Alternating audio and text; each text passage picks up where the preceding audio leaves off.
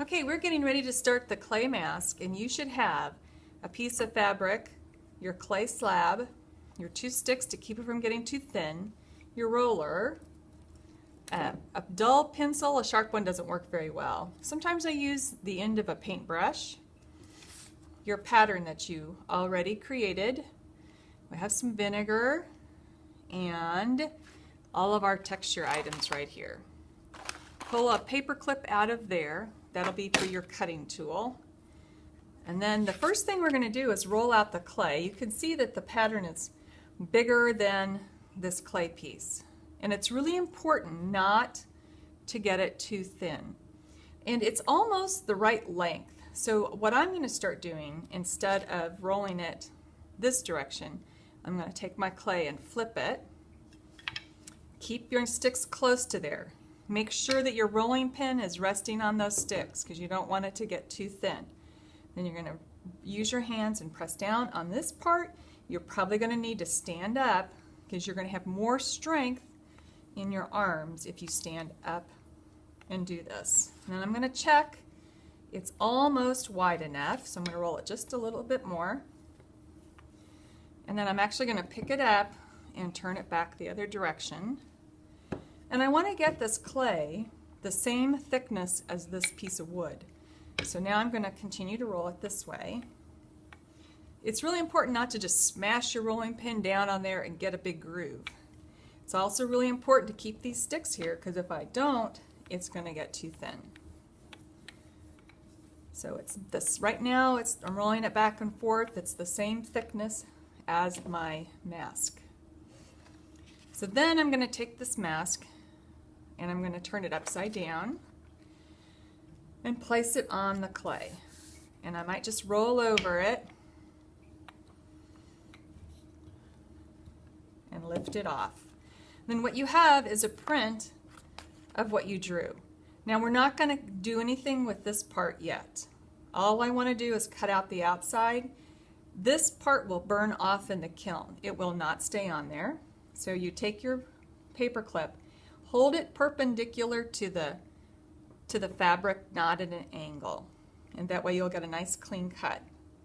So I'm going to go all the way around. And I can even hear kind of the fabric underneath it.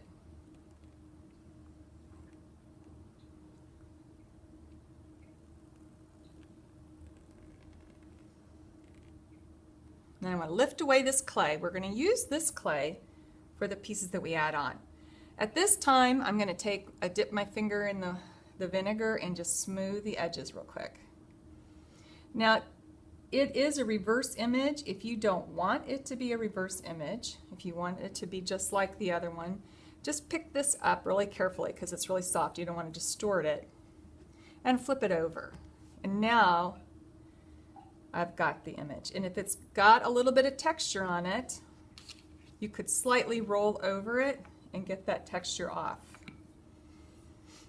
But I'm going to leave it. And you'll notice that the marker's left on the other piece. The marker lines will burn off in the kiln. They will not stay on there, so you don't have to worry about the color that you used or that you've got some lines on there that you don't want. So this is nice and smooth. The edges are smooth and I'm ready to attach some pieces to this. So the first thing you're going to do is take your piece of clay that you've got extra. So I might want to move my fabric over so I don't roll on my mask. I don't want to roll on my mask there. Or even pick up your mask. So what I'm going to do is make this back into a round shape. Kind of make it like a putty or a hockey puck there. And I'm going to roll it thinner than my mask. And I got to be really careful that I don't hit this with my rolling pin. So I might pick this up and turn it. And I want it to be thinner than that. These are my pieces that I'm adding on.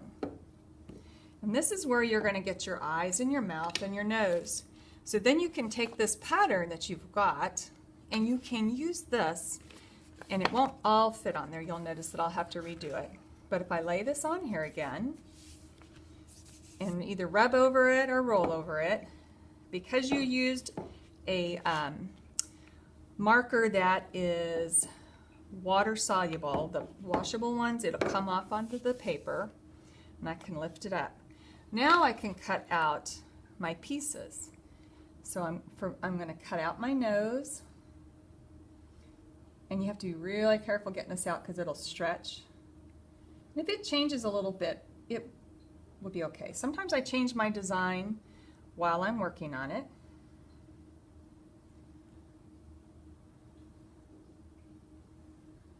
And there's my mouth. And my outside edge of the eye. Now, we found out that we needed to put the texture onto the background before you add these pieces to the main piece. And then it's easier if you take your main piece of clay and peel it, leaving those pieces. And then I can still cut out some more things. I need to cut out my triangles. I might cut out a little piece of clay that goes on that. And I'm going to set that to the side, and I'm going to kind of set these to the side. I don't need these quite yet. So there's my pieces. And then I'm going to come back over to the mask, and I'm going to do some textures on the background part. And I have this to look off of to kind of tell where I need to do that. If you put your pieces on first, you're not going to be able to get your textures on there very well. So in your texture box, you have some pieces of plastic that have designs on them. This is a little nubby thing. There's lots of really cool items that you can use. So you can lay those out. I'm thinking that right here, I'm going to press some holes. Before I do that though, I am going to press this into it. And this has, this piece, you want to look for the piece, the side that's the bumpy, and that side goes down. And we found out you can either press really gently with your hand. I only want it to up to here, so I'm not going to do the whole thing. I'm just trying to get this outside edge piece on there. So I'm using my fingers. You can kind of lift up one side, but hold it, and I can see that I did not press hard enough. But you got to be careful. You don't want to press too hard that it doesn't look good. So let's see if that's ready. I'm going to press just a little bit more. Another thing you can do is gently roll over it, but you don't want to get your mask thin, but that helps. And there's that design. And if I don't like it, I can just take my, like I think I don't want it right here, so I can take my finger into the vinegar water, or the vinegar, and I can erase it. Just smooth it out. Boy, I pressed kind of hard there. And I'm just going to put it right there, right by these little designs that go here. Another thing I might do is take this piece, and this will go up the middle, behind my eye, maybe like that. So this piece I'm going to roll.